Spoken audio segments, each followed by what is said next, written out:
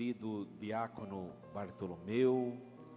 Uma alegria celebrarmos juntos, irmãos e irmãs aqui presentes em nossa igreja, representantes de todas as paróquias, as 10 paróquias de nossa região pastoral, os irmãos que nos acompanham em suas casas, pelas redes sociais dessa paróquia.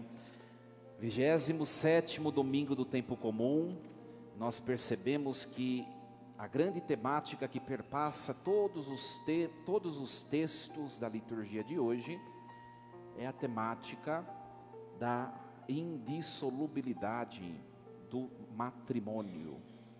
A vida conjugal é o grande tema da noite de hoje, né? E também nós refletiremos aquilo que está previsto para essa noite, no início da Semana da Vida, que é a temática da eutanásia, né? A visão da igreja, como deve ser o nosso posicionamento diante disso, né? Então, a homilia já demora com uma temática, hoje tem duas, hein? Olha só, minha gente, uma verdade para começarmos a homilia de hoje: o sacramento do matrimônio é indissolúvel, e isso não é uma proposição, uma doutrina inventada pela igreja. Aliás, existem 2 tipos de direito, quando nós estudamos direito canônico. Existe o chamado direito eclesiástico, e existe o chamado direito divino. O direito eclesiástico são as leis eclesiásticas, ou seja, as leis instituídas pela igreja. O direito divino é constituído pelas leis divinas. E a indissolubilidade do matrimônio não é direito eclesiástico. Porque o direito eclesiástico, as leis eclesiásticas, elas podem mudar, mas é lei divina. Nós precisamos, parece uma coisa muito óbvia, mas se todo católico entendesse isso, não tinha tanta gente revoltada com a igreja, porque entenderia que a indissolubilidade do matrimônio é uma lei de Deus. Por que, padre, é uma lei de Deus? Porque está na revelação, por meio desse texto escriturístico que nós ouvimos hoje. Aliás, eu vou contar uma coisa, vocês não contam para ninguém. Se Marcos não tivesse escrito esta página do Evangelho, para nós padres seria tão mais fácil. Sendo bem sincero. Por quê? Porque não é fácil, né? Uma pessoa que infelizmente, por acontecimentos diversos, né, o casamento não dá certo, essa pessoa se une a outra e constitui uma família bonita. Às vezes vive de maneira muito mais digna do que casais que são licitamente, a quem são licitamente dispensados sacramentos. Às vezes esses que são, que são afastados dos sacramentos, vivem de maneira muito mais digna. E é muito complicado nós dizermos para estes: você está impedido dos sacramentos. Se não tivesse isso na Bíblia, seria muito mais fácil.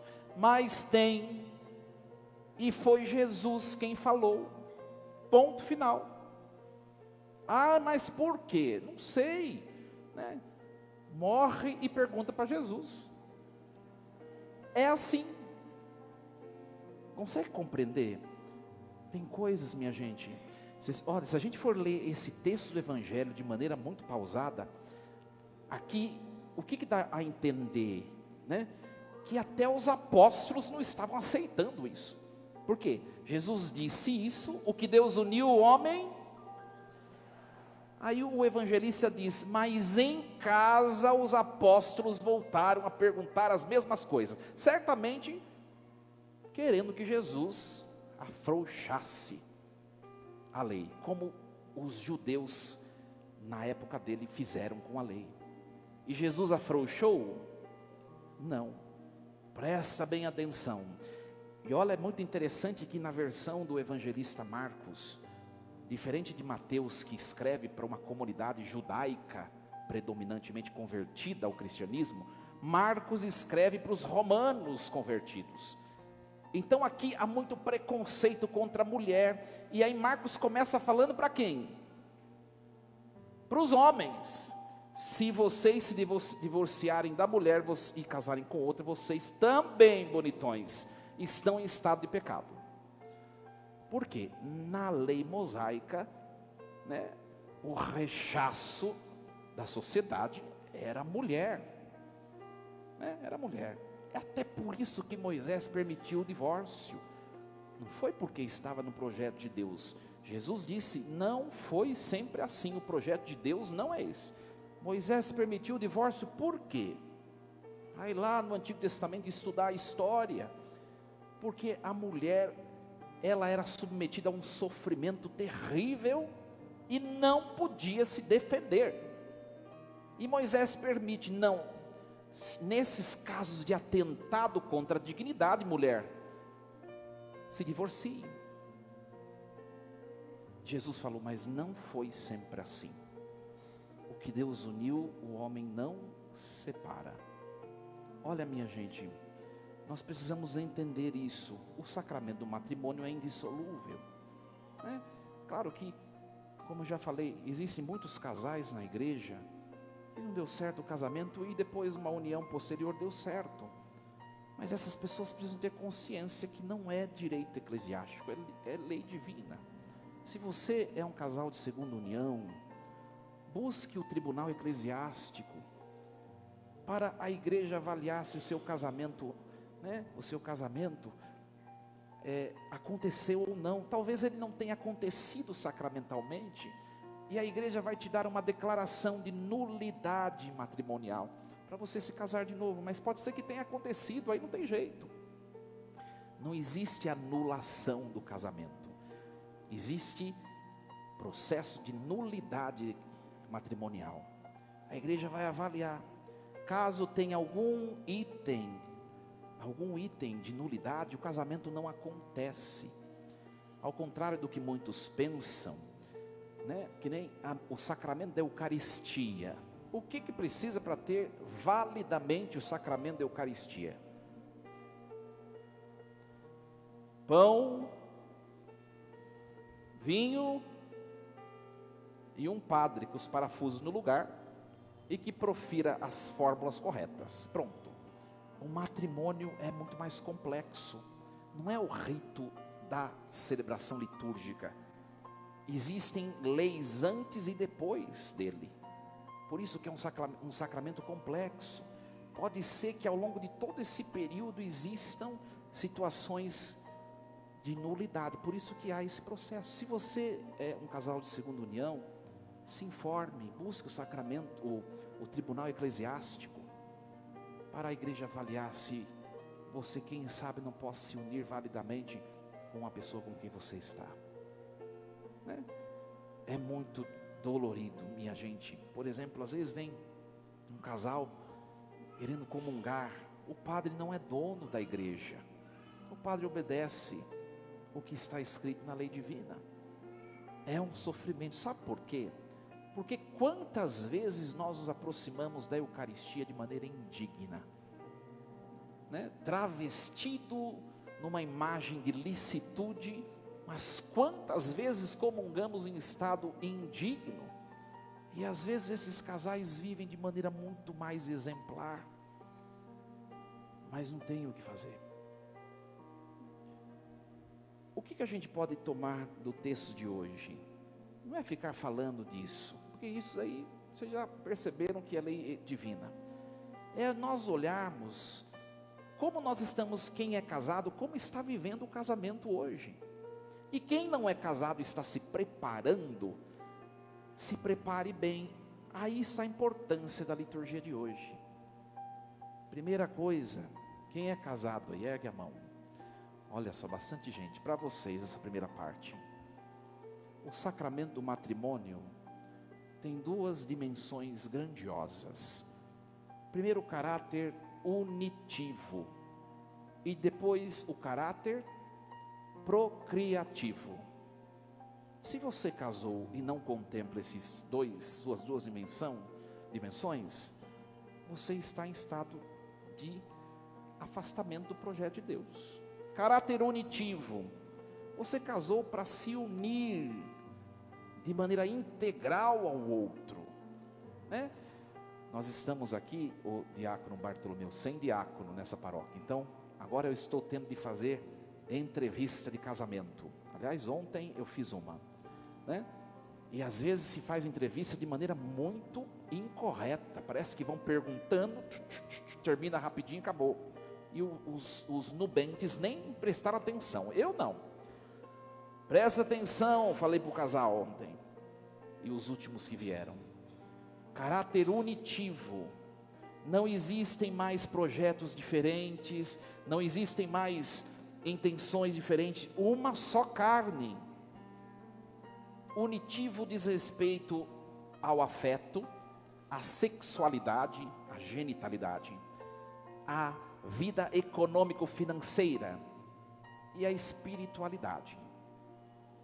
Se não tiver tudo unido nessas dimensões, o matrimônio não está sendo vivido como Deus sonhou. Olha só. Tem vezes que vem gente, aliás, veio uma pessoa, às vezes, uma vez, é casada, e cada um mora num apartamento, não pode comungar. Cadê a dimensão unitiva? Não é que, por exemplo, a mulher e o homem não possa cada um ter a sua profissão, cada um ter o seu dinheiro, o seu salário, a sua conta, pode, mas vocês não podem viver mais como solteiros. Um deve considerar o outro como companheiro intrínseco na caminhada vital. Olha só, tem casais que às vezes se enxergam como concorrentes. O marido, de certa maneira, até inconsciente, às vezes tem ciúmes da esposa porque ela ganha mais do que ele. Existe, minha gente, essas situações. Vocês não são rivais, vocês são uma só carne. Se ela ganha mais, louvado seja Deus, vocês são um. Quanta competição dentro do seio familiar, quanta discórdia, quanta divisão por causa de dinheiro, por causa de bens. No seio conjugal não vivem a dimensão unitiva. Olha só como é desafiador o sacramento do matrimônio. Azar de vocês, mandei ser padre, não quiseram. Ora, que também não é lá grandes facilidades, viu, minha gente? A dimensão procriativa, antes do rito excelente, né?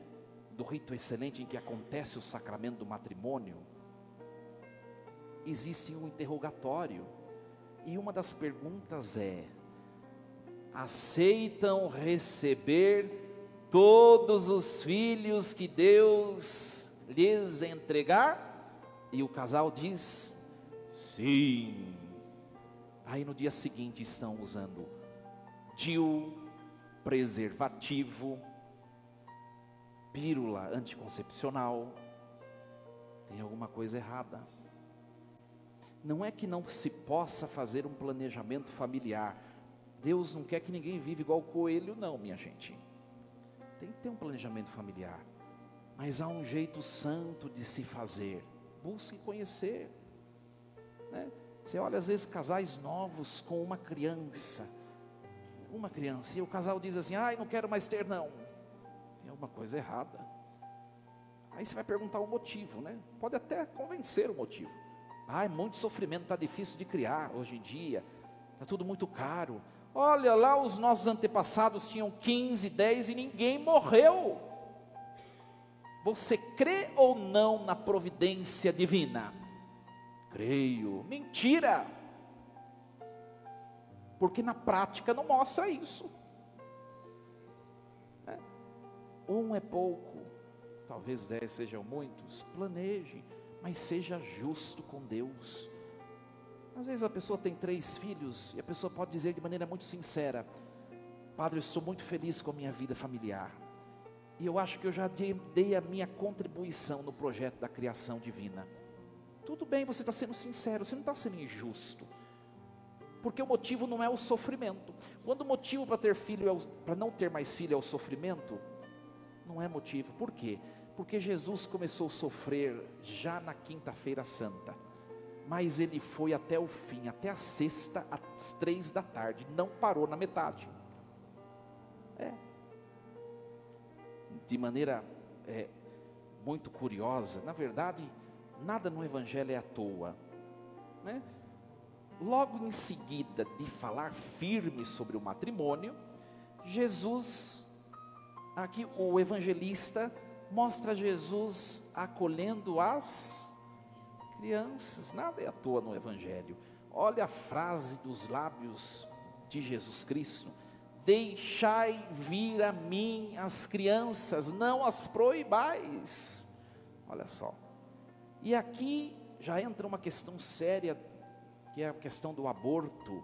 Iniciando hoje a Semana da Vida, nós vamos discutir ao longo da semana, né, nas temáticas, o aborto. É lícito no nosso país o aborto, né, pelo não completo desenvolvimento do cérebro, e também em casos de estupro. É lícito, mas é pecado grave. Por quê? Será que Deus não vai se utilizar daquela criança? Deus não é a causa do mal, mas Ele se utiliza do mal para tirar um bem supremo. Isso nos diz Santo Agostinho. Será que aquela criança não vai ser de maneira muito concreta o reparo, né, a cura dos traumas que a mãe vai trazer? Acontece. Esses tempos atrás eu vi um vídeo de um padre que foi fruto de uma tentativa de aborto. Se a mãe tivesse conseguido, né, êxito, ele não estaria celebrando a missa e falando, proferindo aquela homilia. Ora, quando nós apoiamos até em casos de estupro, no fundo nós estamos dizendo o que a Deus? Foi estuprada, está errada a vida. Deus criou errado, não devia ter criado. Porque quem cria? Deus.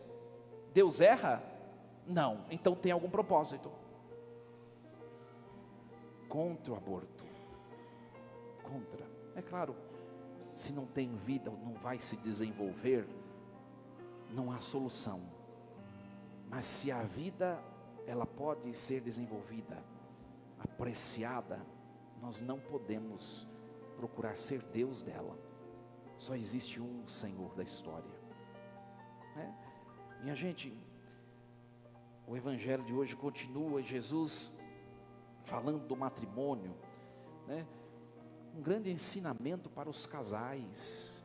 Qual o grande problema do casamento de hoje? Qual o grande problema? Competições, a falta de diálogo. É muito curioso que nessa primeira leitura, Adão estava só. Depois de dar o nome a todas as criaturas, Deus fez cair em Adão sono profundo e tirou de Adão a mulher. De onde saiu a mulher? De que parte de Adão? Da cabeça ou dos pés? Da costela. Nem de cima, nem de baixo, do lado de Adão. O que prega o feminismo hoje? A mulher tem que ser superior ao homem. Ridículo, porque nessa tentativa, a mulher tem perdido a sua dignidade e se tornado pior do que eles. Ao lado, cada um é cada um, mas os dois possuem a mesma dignidade. É claro que aqui é uma prefiguração do que vai acontecer com o perfeito esposo. Do lado de Cristo se abre um buraco, uma chaga, e de lá o Pai faz criar quem? A igreja, os sacramentos da igreja. olha que bonito, ao lado, né? Vocês precisam aprender a ser companheiros uns dos outros. E aí vê os casais de hoje, minha gente, não conversam, não dialogam, e a cada dia vão se distanciando, né? Pega os casais que têm longos anos de vida matrimonial, parece que é pecado, por exemplo, falar de sexualidade. Mas cadê aquele fogo, aquela efervescência de 20 anos atrás? Por que deixaram morrer? Faz parte da vida conjugal.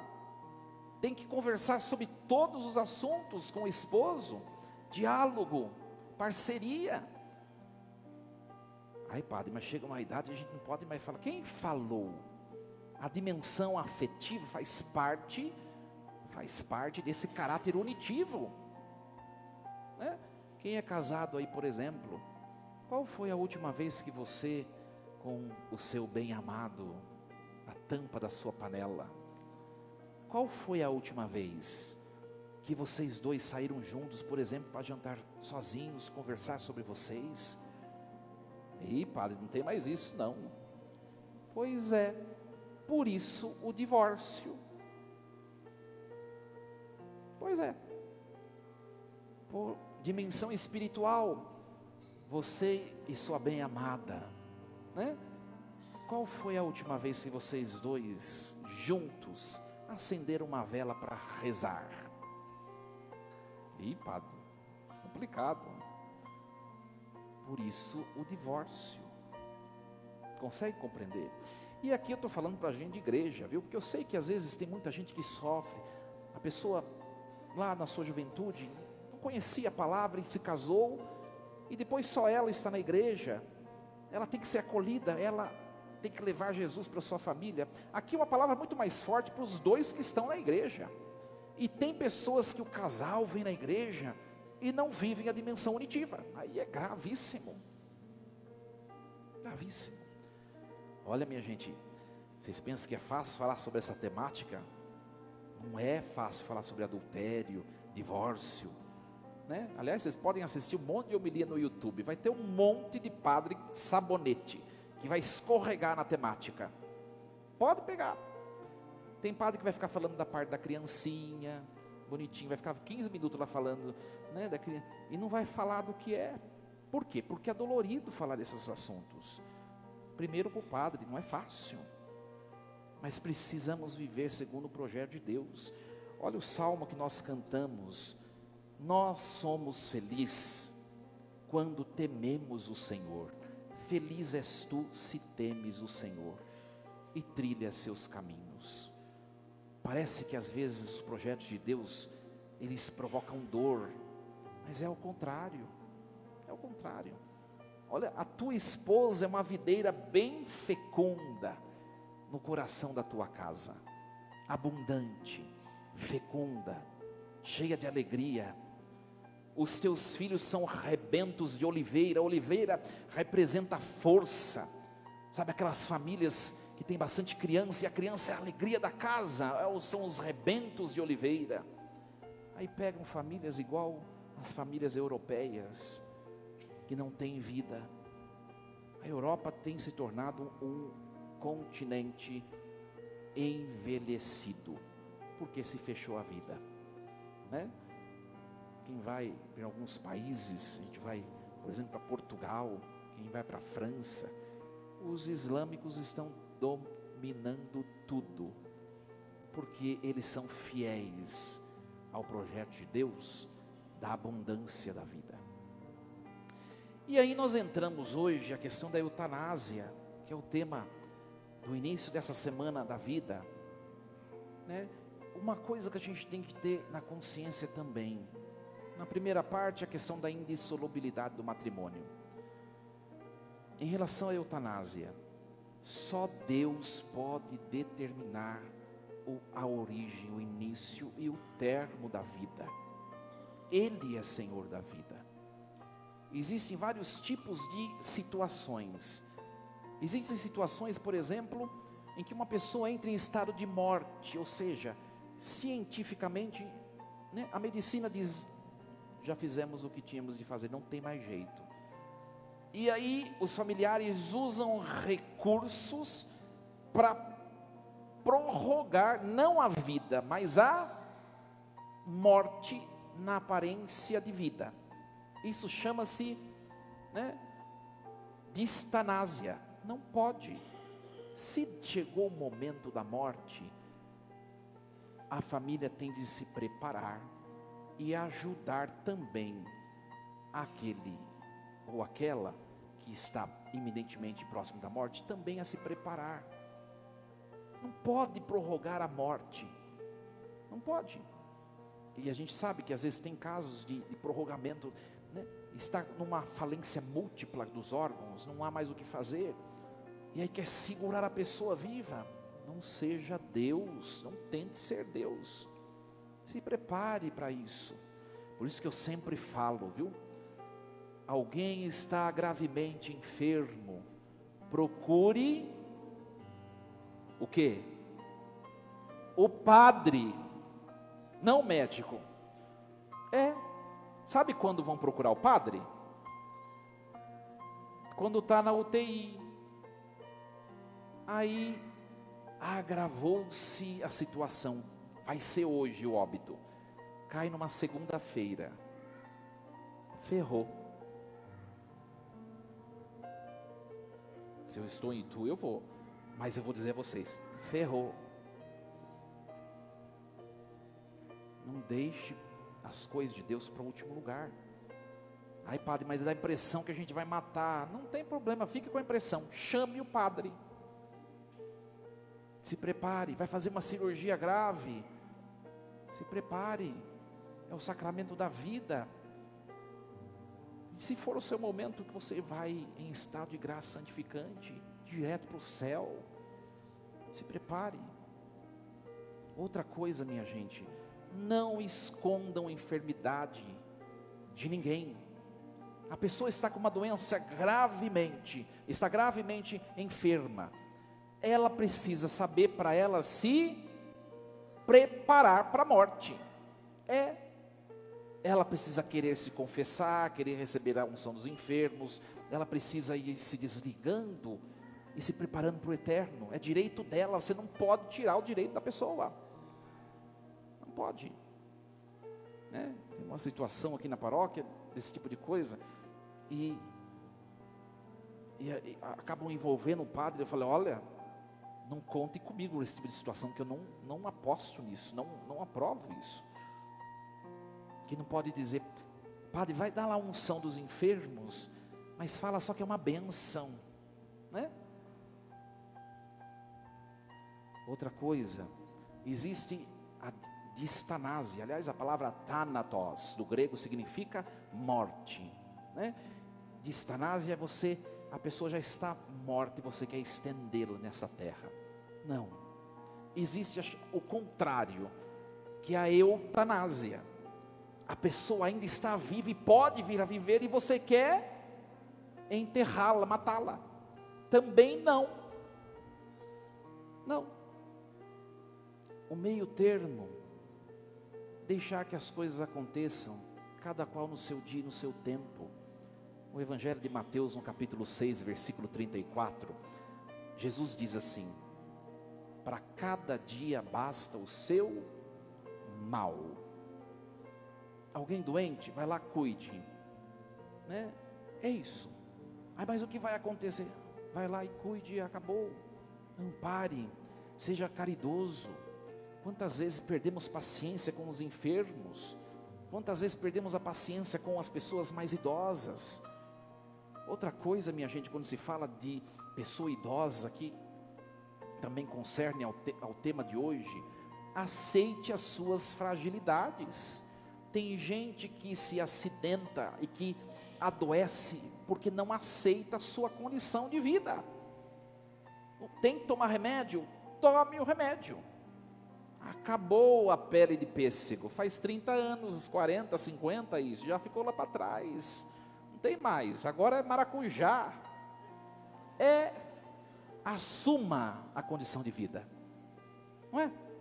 Assuma, cuide bem de você, Tem que tomar remédio, tome. Tem que ir ao médico, tome. Vai ao médico, tome os medicamentos corretos. Cuide da vida. Tem que fazer exercício físico? Faça. Tem de parar de usar diversas coisas prejudiciais, sobremaneira nesse estado da vida? Pare, se esforce. Tem idoso que parece, aliás, que se torna pior do que criança. Cuide de você. Se você não se amar por primeiro, só Deus o fará. Mas Deus não vai pegar você pelos cabelos e levar na clínica. Não. Olha quanta coisa, minha gente, né? Vocês me escalaram para esse primeiro dia, é isso aí. Eutanásia, forçar a morte. Não, deixa que na hora certa ela virá. Distanásia, já está morto, forçar a vida, não tem jeito, você não é Deus. Só Jesus, nos evangelhos, quem ressuscitou Lázaro e mais 2 pessoas. Meio termo. Sejamos promotores da vida, minha gente. E olha, vou dizer a vocês, é triste, mas tem muita gente que comunga e é a favor do aborto, seja ele integral, seja ele em estado de estupro ou outros. É triste, é preocupante. Tem muita gente a favor da eutanásia e se aproxima do sacramento da vida. Não combina. Não combina. E uma última palavra, voltando ao tema do matrimônio. Quem aqui namora? Alguém aqui namora? Não? Agora é para vocês, prestem bem atenção. Namoro não é tempo de viver como marido e mulher. Sabe por quê? Porque quando vocês estão vivendo como marido e mulher, vocês não estão vivendo o que é próprio do namoro. O que é próprio do namoro? Ficar de olho, zóio grande no outro, para ver se o outro é para você. Por quê? Porque as coisas do casamento que vocês estão adiantando, elas vão te distrair, e você não vai conseguir discernir se o outro é ou não a pessoa que Deus preparou para você. Faz tudo fora de hora. No namoro vive o casamento, aí casa, quer se separar para viver o namoro. É tempo de você olhar o outro e ver se é a pessoa para a sua vida.